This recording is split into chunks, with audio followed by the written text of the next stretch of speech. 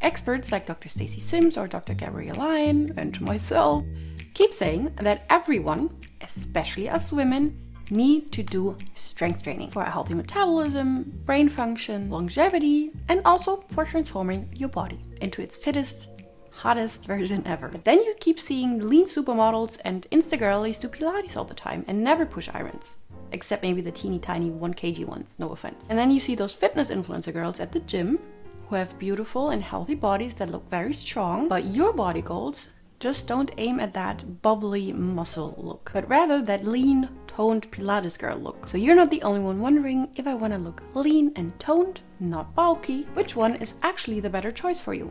Pilates or weight training?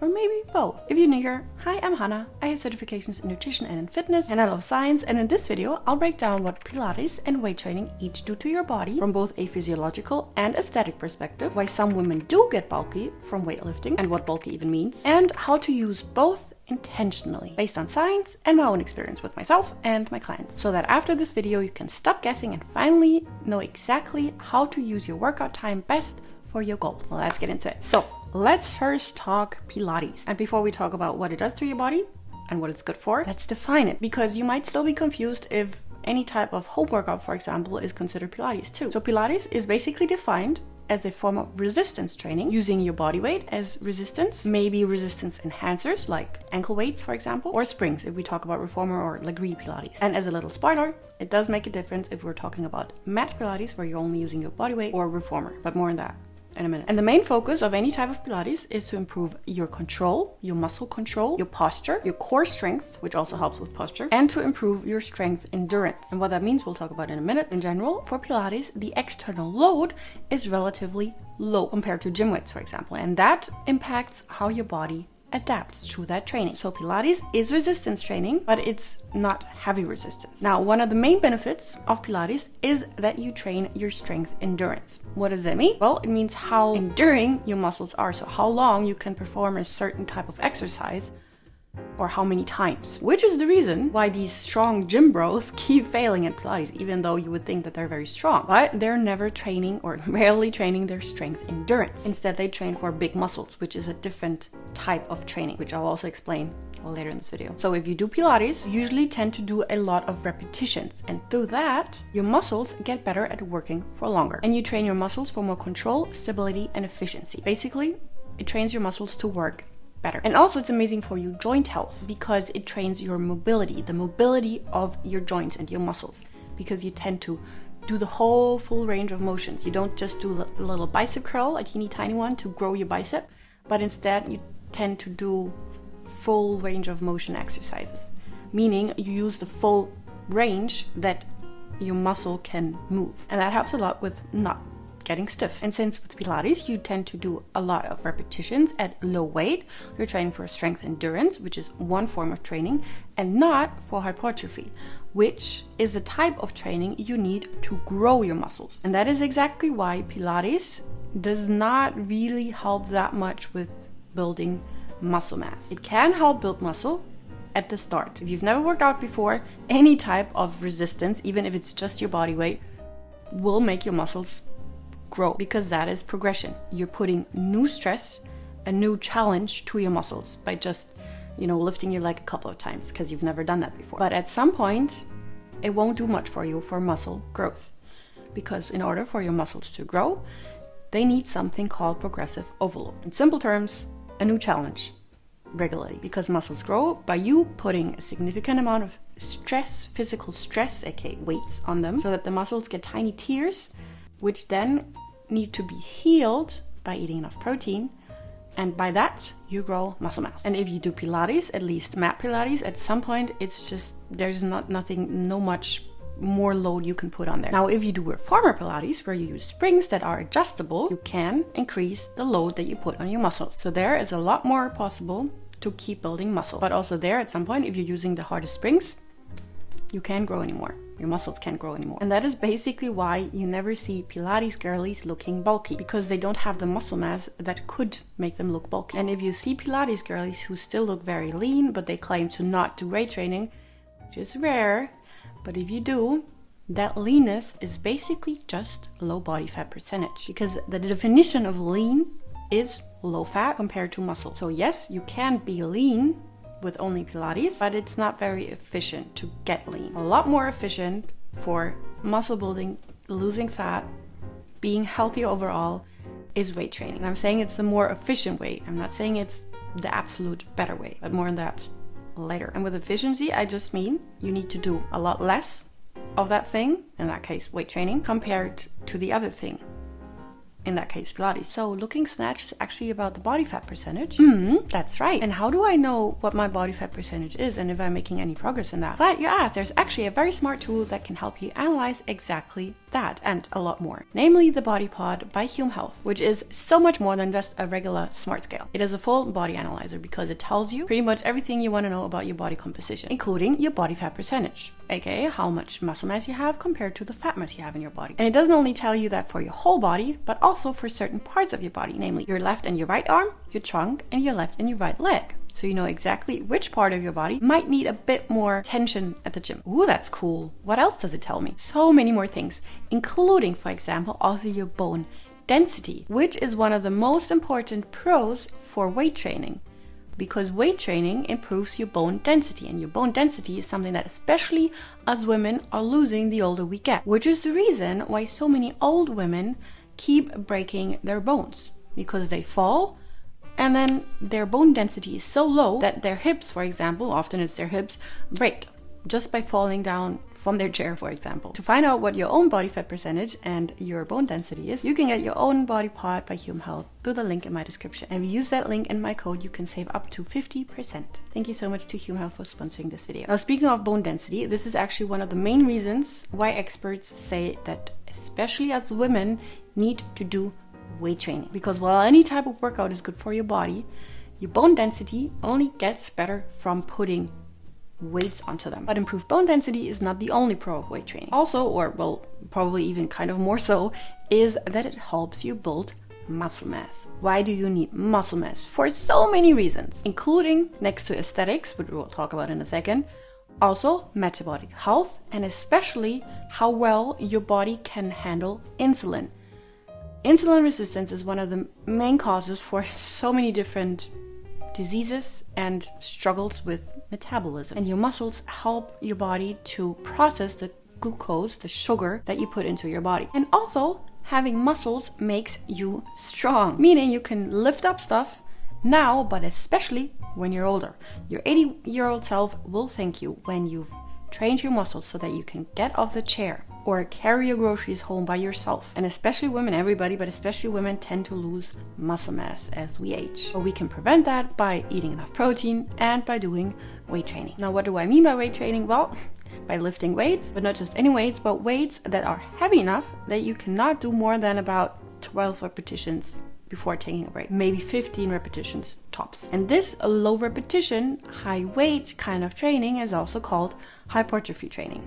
Hypertrophy, as mentioned before, basically means you're training your muscles to grow. Now, growing your muscles does not necessarily mean that they will get big and bulky and bubbly, but it can make them look bulky and bubbly. Let's talk about why, how, and how you can prevent that. Now, first, I do have to say that yes, if you do hypertrophy training, if you put a lot of heavy stress, physical stress on your muscles, they might swell a bit, which is something that you're likely to notice right after working out, that your muscles do look a little bit puffier. And that puffiness right after working out, or the hours after working out, is because by working out your muscle, you do make the muscle inflamed a little bit. Do you say do inflame? You know, they are getting a bit inflamed. Well, you need that inflammation. Inflammation is not always bad. Your body needs inflammation in order to do certain things, including to grow muscle mass. Because then when the muscle is inflamed and, tear it up a little bit, your body needs to repair that muscle by you giving it enough protein to do so. And that way the muscle can grow. That's one reason why muscles can look a bit bubblier when they're being trained. Also, they can look a bit puffy because they store glycogen, which pulls more water into the muscle. So basically, a little bit of your muscle is water, which is also, again, one reason why you should drink enough, always, especially when weightlifting. But this puffiness is just temporary. It's just basically right after training. It's only not temporary when you do so-called isolation exercises, which is something that the gym bros do, for example, for their biceps, by doing biceps curls. This is called an isolation exercise because you isolate kind of your biceps. And if you don't do the isolation exercises, you tend to do compound movements, which is a term basically for you training several muscle groups at once. For example, squats, which is an almost full body exercise. Lower body, but your full lower body and your trunk. So if there's a certain muscle that you don't want to look bubbly, for example, your shoulders or your biceps, don't train them in isolation. If you do want a bubbly look, for example, for your booty, train them in isolation, because then you get that, bubbly booty. And even if you think like, oh, but I don't want any type of muscle to look bubbly, that does not mean that you should not do hypertrophy, aka weight training. Everyone needs hypertrophy, aka muscle growth. That is a definition of muscle growth. Why? Well, because the more muscle mass you have, the better your metabolic health, the better your insulin sensitivity, and the better your long-term strength, aka lifting, doing stuff, even when you're 80 years old. And even if you don't care about your health and only about your looks, even then you want muscle growth. Why? Because muscles, just by being in your body, eat up more calories than fat tissue, 3 times more calories. So if you weigh the same, if you don't lose any weight, but you have a lower body fat percentage, aka more muscle mass, less fat mass, you can eat more but stay the same weight just because you have more muscle mass. And you will look slimmer even though you're the same weight, because muscle tissue is more dense, it takes up less space in your body than fat tissue. So for example, if I had 30% body fat percentage, my daily calorie need would be about 150 calories less than if my body fat percentage is about 20%. Meaning with higher muscle mass, it's easier to stay lean or small if that's your goal. But I do want to be honest and tell you that yes, weightlifting could make you bulky. Here, of course, it depends on how you want to define bulky. There are basically 2 types of bulky that I would define as bulky. First, a lean woman. Think bodybuilder woman who looks very, very, very strong, but has a very low body fat percentage. And she probably has very round and very big muscles. And then there is a type that you often see, maybe on yourself if you've experienced this in the past, or also on the internet. When girls work out and gain muscle, they might tend to look bulky, which is actually just a combination of growing muscles and fat that is covering the muscles. And that's because many people, when they start working out, they either are just hungrier, so they eat more, not on purpose, or they think that, I worked out now, or I start working out now, I can eat more, so they eat more, but usually they overestimate how many calories they burn while working out, so they end up being in a calorie surplus, which will make them gain weight. Maybe that weight is muscle, which is healthy, but it doesn't reduce their body volume, which is maybe something that they would aim for. Or you just keep eating more because you're not eating enough protein, and your body keeps sending you hunger signals because it needs the protein to repair the muscles that you just destroyed at the gym. But if you're not giving it enough protein, then it just keeps giving you hunger signals and you cannot stop eating, which happens to a lot of women. And then there's another reason why we tend to overeat when we work out at the gym, and that is stress. Depending on how sensitive your body is to stress, our female bodies tend to be more sensitive to stress than male bodies, that's just how it is. If you stress your body out, and yes, workout at the gym is a form of stress, your body might react to that stress as, danger is coming, I need to eat more to be fueled for that danger. And that is especially the case if you don't rest enough between your workouts. If you're super motivated and hit the gym 5 or 6 times a week, maybe your body can handle it, yes, but if at the same time you want to lose weight, or at the same time you have a lot of stress, or other kind of stressors, whether that's poor sleep or mental stress, calorie restriction, too much of it, that might make you a lot hungrier. And then if you eat more because you're hungrier, you will not lose volume. But this is not because of weight training, that is because of how much you eat. Because in the end, even though it's a bit complex, but in the end it is simple. It is calories in versus calories out. Although what calories in versus calories out means is a bit more complex than that. But if you eat more, you're not losing any weight. And that can make you look bulky. Now, if we're not talking about eating too much, more than you need, you can still end up looking bulky. In this case, looking very muscular. And if that's not what your body goal looks like, I can tell you not to worry, because It takes a lot of effort, a lot of time at the gym, eating a lot of protein, and also eating sufficient amounts of calories in general to actually look that muscular. When you notice that your body is getting muscular, more muscular than you would like, you will notice. Then you can just lower the workout intensity and stop doing progressive overload, because then your muscles won't grow anymore. They will stay the same. If you reduce your load, they will get smaller again. It really is that simple.